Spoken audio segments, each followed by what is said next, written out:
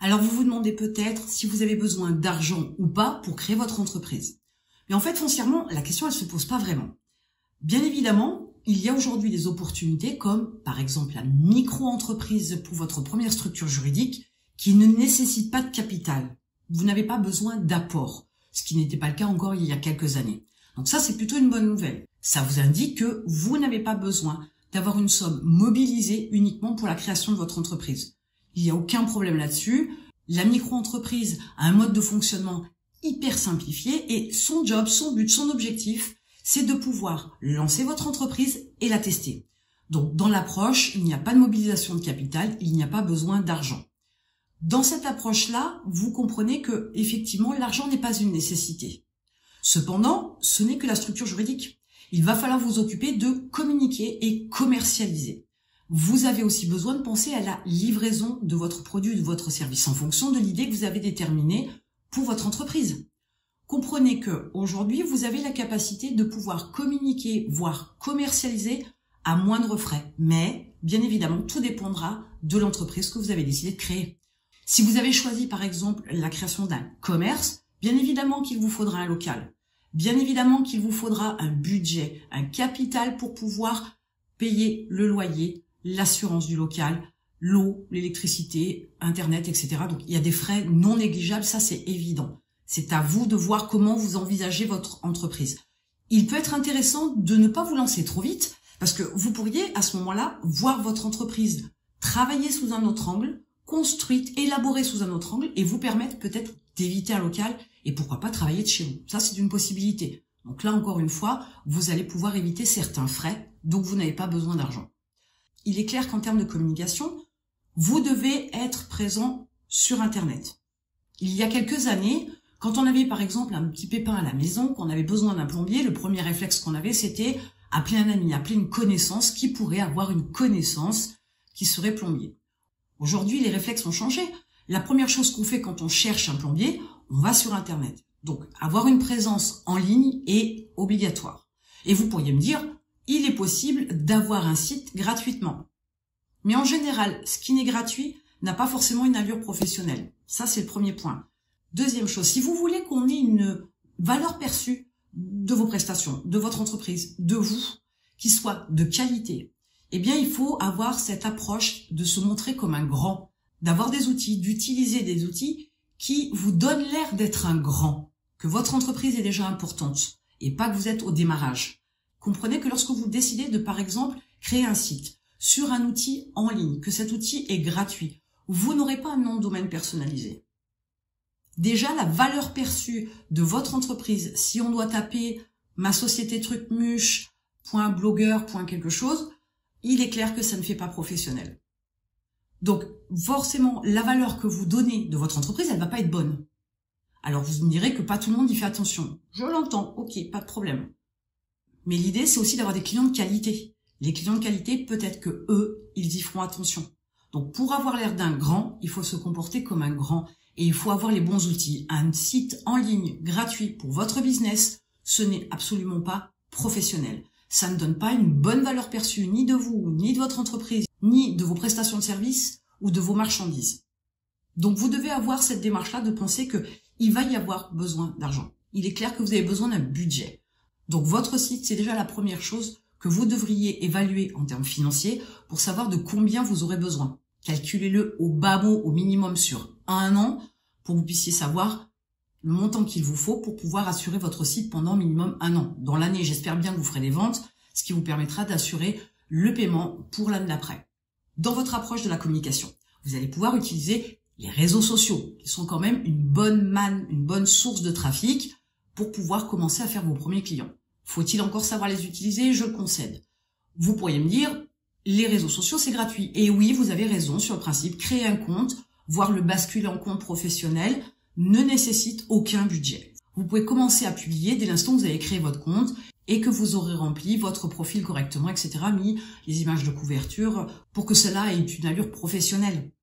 Mais vous comprenez bien aussi que communiquer, c'est pas un post tous les 36 du mois. Ce n'est pas un post quand vous en avez envie. Il faut être récurrent, régulier, il faut avoir une stratégie, avoir bien déterminé sa cible au départ, mais ça c'est une autre histoire, et Vous devez avoir un planning bien cadré, bien organisé. Et vous ne devez pas être tous les jours constamment sur vos comptes de réseaux sociaux pour être à l'heure et publier quand il le faut.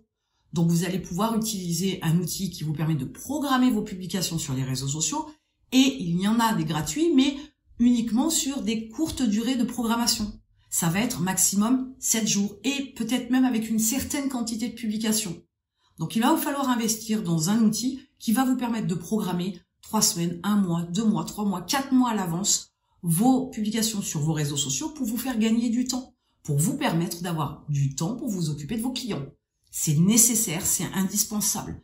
Autant vous avez besoin de temps pour créer vos stratégies, les mettre en place et programmer par exemple pour les réseaux sociaux, autant vous avez besoin de temps pour vous occuper de vos clients, pour leur fournir des marchandises ou des prestations de services. Ne partez pas dans l'idée que vous pouvez tout faire. N'ayez pas un ego surdimensionné, n'ayez pas les yeux plus gros que le ventre, vous ne pouvez pas tout faire. Il y a 24 heures dans une journée, il y a tout un tas de choses à faire, déjà au démarrage de l'entreprise, ou du moins avant la création, mais au démarrage, dans les premières semaines, les premiers mois, il y a énormément de travail. Vous devez générer du trafic sur votre site, vous faire connaître, avoir une présence significative sur les plateformes que vous avez choisies en fonction de votre cible et de votre produit, et il y a énormément de travail. Mais vous ne pouvez pas tout faire en même temps. Donc, il faut une bonne organisation, ça c'est nécessaire. Et là aussi, votre agenda va vous servir. Peut-être que vous avez un agenda Google, ou vous allez peut-être utiliser la suite Microsoft, ou peut-être l'agenda de votre Mac, peu importe. Il y a des outils d'agenda gratuits, mais une organisation plus poussée pourrait être nécessaire. Vous pourriez avoir besoin d'outils en ligne de gestionnaire de projet. Donc ça va être normalement un outil qui va être en freemium, donc une partie gratuite, une partie payante. Peut-être que la partie gratuite pourrait vous satisfaire et vous convenir au départ. Mais à un moment donné, avec l'évolution de votre chiffre d'affaires, de votre activité d'entrepreneur, vous aurez besoin d'une formule payante. Et dans ce cas-là, c'est aussi un budget qu'il faut anticiper. Ne vous y prenez pas à la dernière minute pour savoir combien ça va vous coûter. Vous risqueriez d'être embêté dans l'évaluation des coûts, des frais sur votre entreprise, au moins une fois de plus pour la première année. Donc, sur ces premières bases-là, il vous faut établir un budget prévisionnel, un montant dont vous auriez besoin la première année. Mais selon votre activité, comme je vous le disais tout à l'heure, il peut y avoir besoin d'un local, il peut y avoir besoin de prestataires particuliers, il peut y avoir besoin d'achat de fournitures spécifiques, d'outillage. Tout cela doit être pris en considération. Mais une fois de plus, ne vous arrêtez pas au premier budget que vous faites, parce que vous pourriez travailler votre idée d'une autre manière pour avoir moins de frais au départ. On a toujours besoin d'argent, indéniablement. Vous ne pouvez pas partir complètement à zéro. Vous vous retrouveriez à avoir, bien évidemment, beaucoup de choses à faire et peut-être ne pas avancer comme vous le souhaitez. Il est clair que quand on n'a pas d'argent, on a du temps. Mais à un moment donné, au niveau du temps, vous serez limité. Et par contre, quand on veut du temps, on a besoin d'argent. Donc partir avec zéro, certains vous diront que c'est faisable. Cela est possible, mais comprenez bien que vous allez partir avec des outils de moindre qualité. Vous allez faire des choses de moindre qualité. Et donc, vous aurez une valeur perçue de moindre qualité. Donc, il ne vous sera pas possible non plus d'avoir des prix de vente sur vos prestations ou vos marchandises qui soient élevés, puisque la valeur perçue ne sera pas bonne. Il y aurait un profond décalage entre la manière dont on vous perçoit et le prix que vous indiquez pour vos produits.